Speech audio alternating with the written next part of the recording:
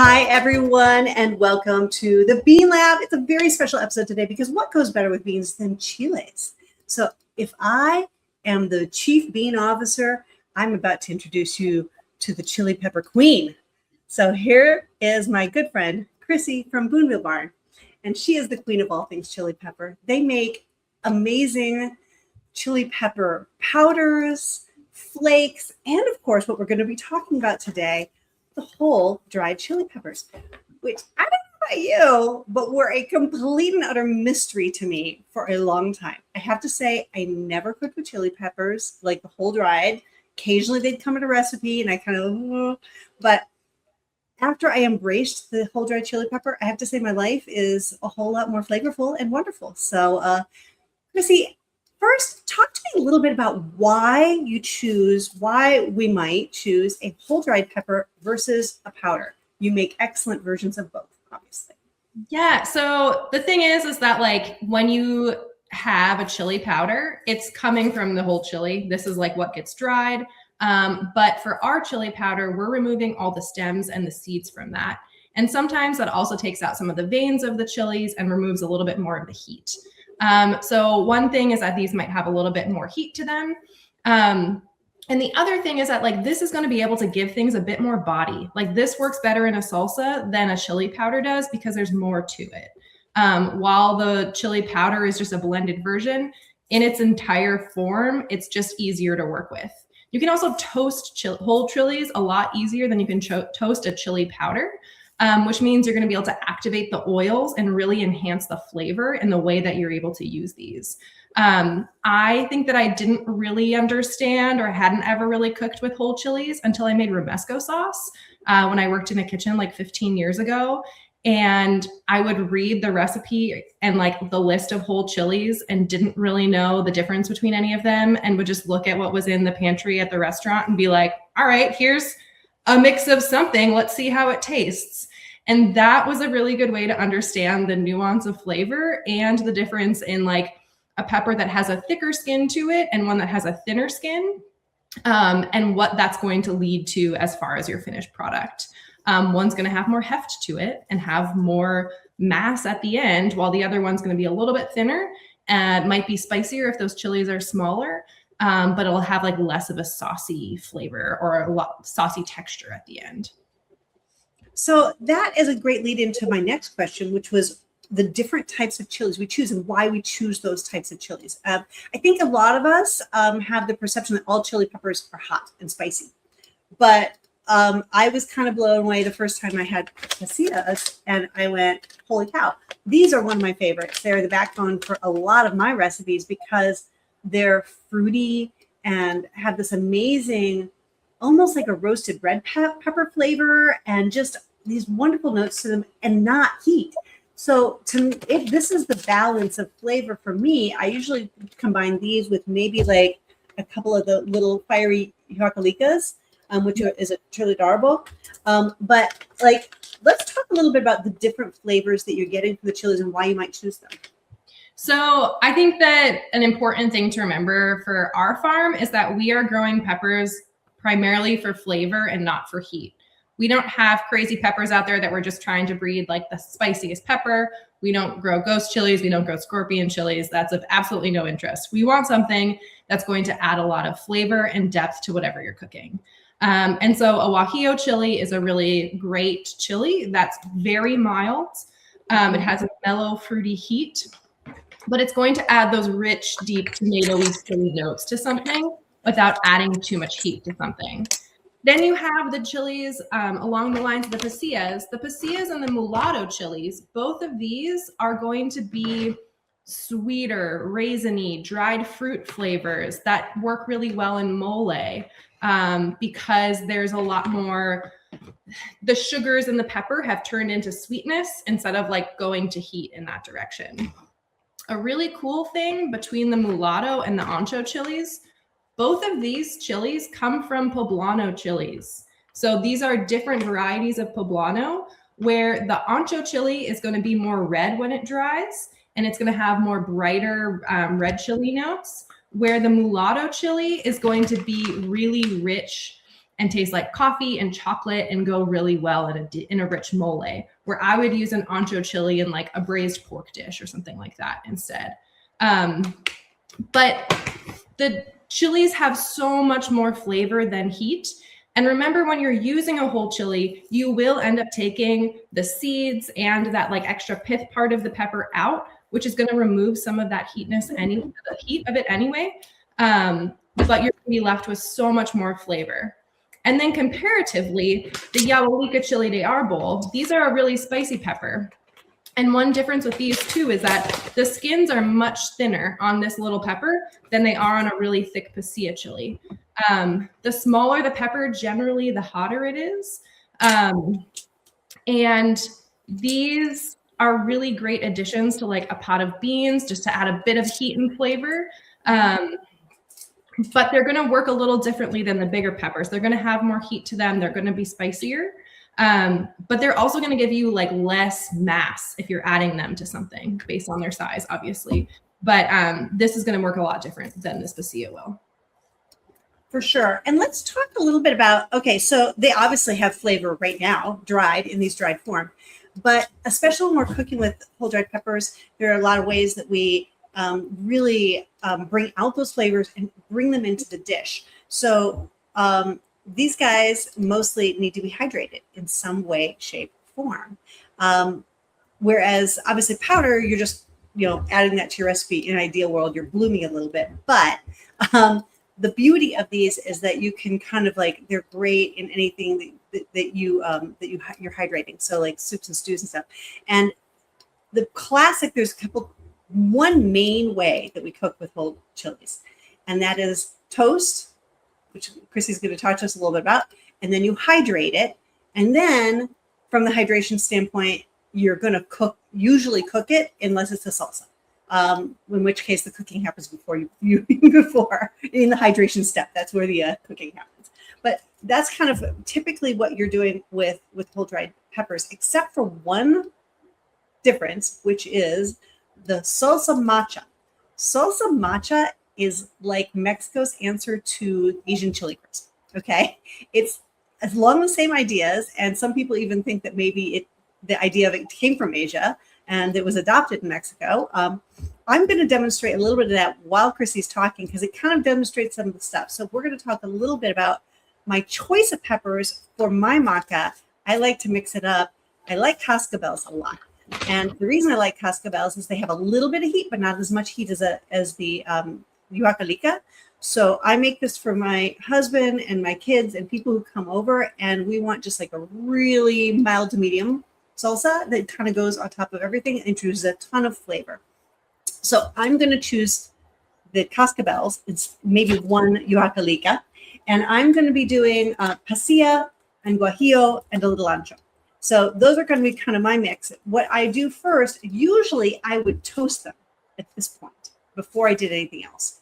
But in a maca, I'm actually putting the chilies, I'm frying them in oil. And that's where it's releasing oils into the oil. So I'm not going to toast them ahead, which I would normally do in every other application. So Krissy, talk to us a little bit about how we toast. You talked a little bit earlier about how we toast them. I'm pulling my stems off, pouring out my seeds, and I'm going to tear these for my maca into pretty small pieces. The reason I'm doing that is because I don't want to put so much oil in my pan that I'm deep frying, but I need the pepper to be fully submerged. And since they kind of curl up on the edge, they're going to want to do that. So I'm just tearing them into pretty small pieces just for when I'm going to fry them. So an important thing to remember when handling dried chilies is that these are still spicy. Similar to like when you're chopping a jalapeno or a serrano and your hands get really spicy, these still have all of those oils that are going to make your hands spicy. So doing this, don't rub my eyes afterwards. No, it's just a reminder, like if you're really sensitive, wear some gloves, do something else. You can chop it up or you can cut it with scissors. But know that like these are still spicy things. I have made the mistake of doing this and then rubbing my eyes. It's a big mistake. Happening. Like it happens all the time. So the importance of toasting peppers. Number one, like with a whole dried chili, I would never just like eat these raw in something. I would always either hydrate them or you're toasting them or you're using them in a cooked process. So like this is not a like ready to eat thing. I wouldn't really take these and like grind them into a powder. I would be using them for like hydration. So when we're toasting them, one reason it's easier to keep them whole when you're toasting is because this is like, so this Guajillo chili is going to be much easier to put in a dry pan and toast on medium heat, and be able to quickly turn it with some tongs so that you can see if you're overcooking parts of it. When you're toasting the pepper, you're really just trying to activate those oils in the peppers and give it a little bit of toasty flavor, and make those flavors more available. You don't want to burn it. And peppers can burn really fast. So keep your eye on them, and you kind of want to just be constantly turning, and you'll start to see like the color will change a little bit. It'll get a little bit more opaque than being a little bit translucent. And that's when you know that it's ready. It's also going to smell really nicely, and it'll be ready to use.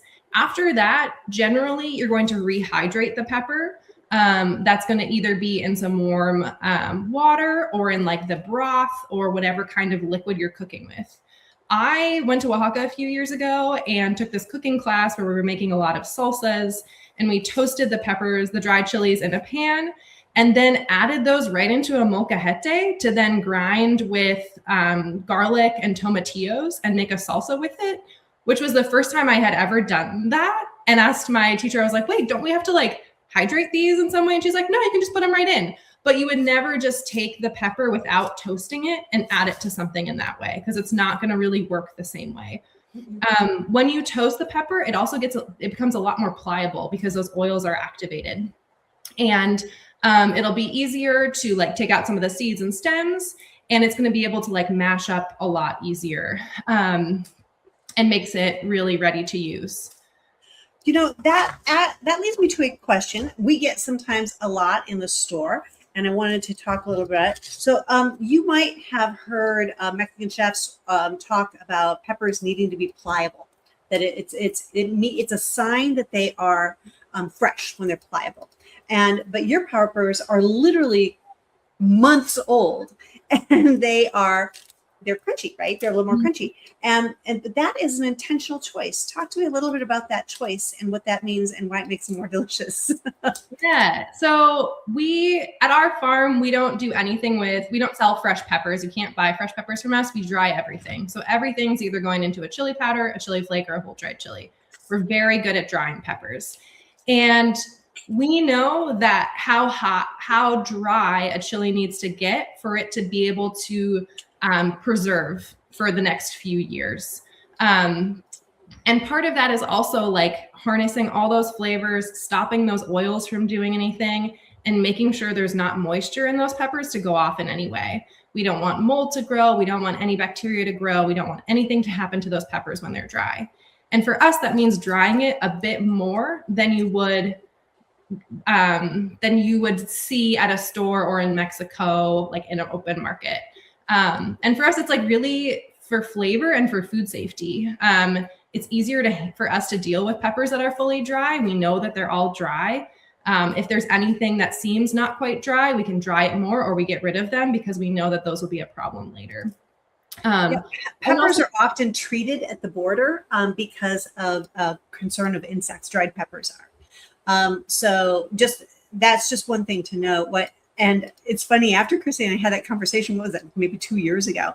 Yeah. I had a customer email me, because she'd emailed me asking about the pepper drying. I let her know, and she said, you know what? I opened up one of my packages of peppers from Mexico. Do you know what I found? A bug. Yeah, like this is coming from a plant outside. Like things like that will happen. And for us, we want to dry them as much as possible so that the flavor is like actually fully preserved. Because in a pepper that might be like sitting out at a market stall, all of the elements are affecting that chili. It's going to get rehydrated. The oils might go off and get a little bit more rancid. And like you want to make sure that chili is as dry as possible so that you don't have any problems with it. And another thing too is like it doesn't make the chili worse to use when it's dry.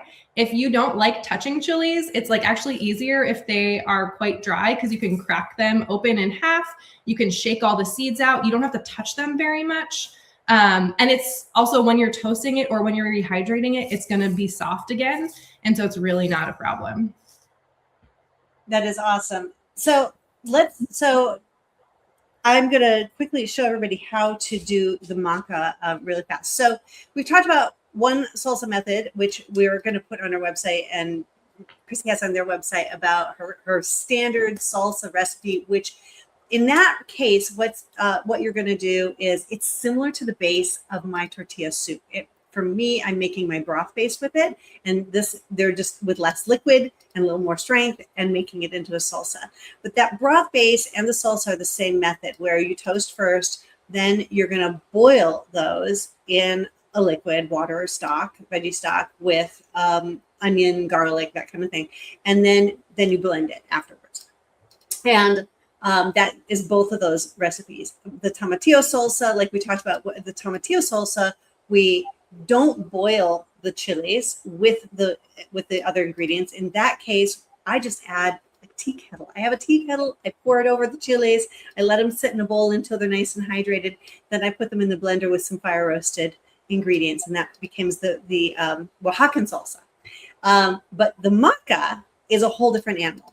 So the macha salsa is interesting. So you start with oil that is at medium low temperature. So I happen to be using an induction burner, so I can tell exactly it's 90 degrees. I experimented a little bit with this. Hold on, let me just switch my camera really quick so I can show you guys what I'm doing. My oils are nice and hot here. Now, you do not want your oil to be too hot. And one of the ways that you can tell if it's too hot, the first thing you're going to do is you're going to cook your garlic in it. And I've already cooked my garlic.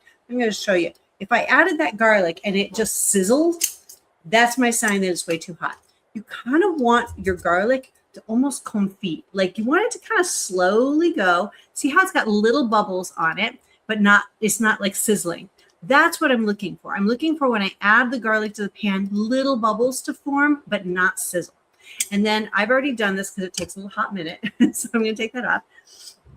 The next thing you're going to do is your chilies. So, I don't want that chili to be that hot, because otherwise I'm going to burn my chilies. And like Krissy said, it's going to make them bitter. The first time I did this, I was like, "Ooh, it's bitter. Why is that?" And then I realized I burned the chilies. That's why. Yep. So you want these all submerged, and you can see why now I made them into tiny little pieces, so that way they would not see, because they kind of curl up and they don't get under.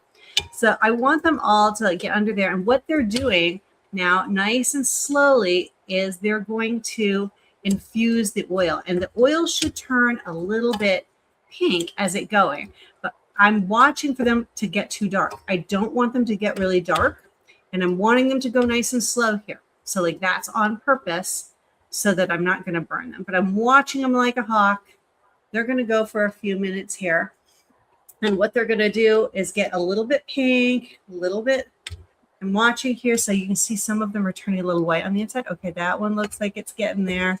So you don't want to get dark spots, and you don't want them to sizzle at all. Maybe just a little bit of like bubbles. That's it. And then once you've kind of got these going for 3 minutes, I would say 2 to 3 minutes at this temperature, then you're going to remove them from the oil, put them back in your little bowl with your garlic, and then you'll move on to toasting the next ingredients.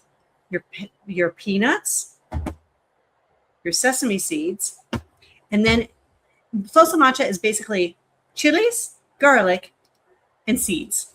Peanuts are the most quintessential one, and then sesame seeds, pepitas, even sunflower seeds. Any of these can be used, whatever you want and feel like. And you just toast those for a minute or two. This is starting to look a little bit like it's getting there. I think it's also important, Lisa, one thing to remember when you're toasting peppers is you can toast them just using them regularly to toast. You can toast them in a dry pan, or you can toast them in a pan with a little bit of oil, depending on how you want to use them later. You just have to watch them really carefully. And the other thing is, this is how you make chili oil too, is if you put the dried peppers in a pan with a little oil in it, and just very slowly let them infuse into the oil. But they aren't you could put dried chilies in some cold oil and leave them for a year, and they're not going to infuse that oil with squat. You've got to warm them a little bit first. It's got to be warm. So that's what I'm kind of doing here. I'm basically creating a chili oil, with these while I'm also hydrating the chilies and releasing their oils into this oil, which it gives us all the flavor.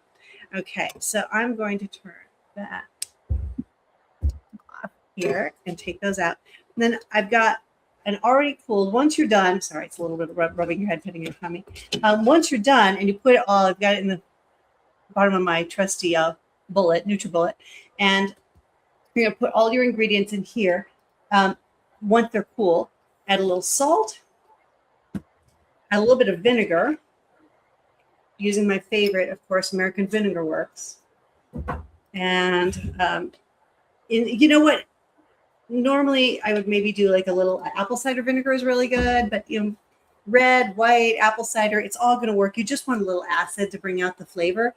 And it's interesting. I was watching Rick Bayless make a salsa matcha the other day, and he doesn't interesting. He adds water to it, just a little bit,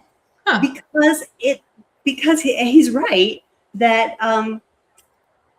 salt doesn't dissolve in oil. So he's like, so it needs a little something else. So he's like, he gave it a little bit. I'm like, but I've never done it that way. I've always used the vinegar, and I feel like the vinegar.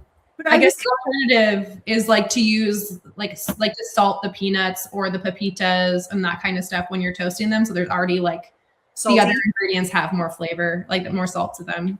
I have to say, I've made it often with salted peanuts because I can't find unsalted peanuts because they're really hard to find. Finding raw peanuts ideally is the best because then they're not toast already, but it's nearly impossible to find. So for the most part, you end up using peanuts that are roasted at least, if not salted. So yeah, if you use roasted salted peppers, just omit the salt in the recipe, and then you can salt it more later if you want it, but probably going to be fine. So, but you're right. That is another way to do it. And I have done that before too, mainly because I just couldn't find one without. Okay, give me a second. Okay, now I purposely did not do that much because you want it to be chunky. There we go.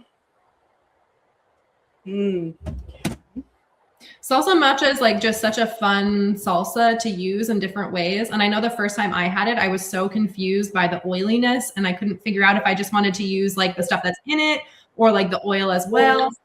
But yeah, it's so good. It's so good. Drizzled on top of eggs.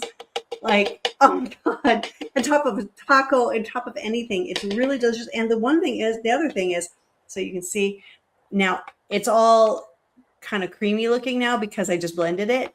As the oil sits, it's going to separate a little bit more. So every time you make it, every time you go to serve it, you're going to just blend it up a little bit, and you're going to, oops, a little chunk there. You're going to just stir it up a little bit with a spoon to get it kind of together again. But it'll keep months. It's actually shelf stable because of the oil. So you don't even have to put it in your fridge. I usually do, but you don't have to, because it's completely shelf stable. Have you ever made it like to the blending process? Does it work in a food processor the same way as in a blender, or is it like not quite as powerful? Oh, it's actually most people recommend you use a food processor. I just don't like to clean my food processor because of all those little parts. So my food processor stays in the cupboard where it belongs, in my opinion. It's either a knife or a blender for me. Yeah. It takes a lot for me to whip out that food processor, I have to say. Sure. But yeah, that's the only reason I'm doing the blender. And the NutriBullet is not ideal. When I'm using my Vitamix, I pulse. But what I do like about the NutriBullet is that you can do a small amount. I was just doing half my batch, so I was like, Vitamix doesn't work that way. The blade just spins. Yeah. Does nothing. So yes. So now I'll show you. See if I'm still on this camera. Yes, I am. Okay. So you can see how the oils now how it got nice and kind of pink. That's perfect. And these, see how they're not dark? There's no dark spots on them. That's what I'm looking for. That's exactly what I'm looking for. And I'm just going to pour this guy. I don't know if you can see that actually. Give you a better view. There we go. So I'm just going to pour, this into there. Probably spilling oil everywhere like I do. You did it well. peanut oil. So, and that's another thing I should talk about with the matcha is your choice of oil. So, I actually used olive oil today, which I don't usually do. I usually prefer a more neutral oil to it. But again, watching Rick Bayless, he was using olive oil, and I was like, really? That's so not Mexican, but okay. And I mean, it's it nice. works fine if you're not like heating it at like at a really high temperature. Like it's going to totally work and add a lot of other flavor to it too. I've used peanut oil before. I've used corn oil. I've used all kinds of different oils. I mean, that's another way to kind of vary up your flavor on the matcha. And you know, in terms of the other salsa, you know, your salsa with the boiled ingredients, there's so much that you can do on that. You know, in terms of varying up your chiles and get it. The thing I love about making your own salsa with your own dried chilies is that you can control the heat. If you're not a heat fan and you want to just make a super mild, fruity flavored, yummy salsa that you can eat that you can't get in the jar because it's not right for you, you can do that. You're in complete control of it. And being the control freak I am, I just love that. So I really like this recipe. When we made it, I really wanted something that wasn't like you need exactly 2 whole Espelette chilies and 2 whole Pasilla chilies. I wanted people to look at the things that they had in their pantry and be like, okay, I have this combination and I want kind of this flavor today. How can I still use this? And so the recipe is really good in helping you being able to customize it with whatever you have, or based on what flavor you're looking for. I'm going to link below to our recipes, and also I'll link below to a couple of the other whole dried chili pepper recipes. If you go to our website, you can go to cook, go to recipes, and then you can filter in the ingredients all the way to the bottom, go to whole dried chilies, and it will give you all of our recipes involving whole dried chilies. So you can enjoy all of them. I encourage you to spice up your life a little bit and experiment with cooking with whole dried chilies. If you, please leave us a comment below, let us know what you think. And make some salsa.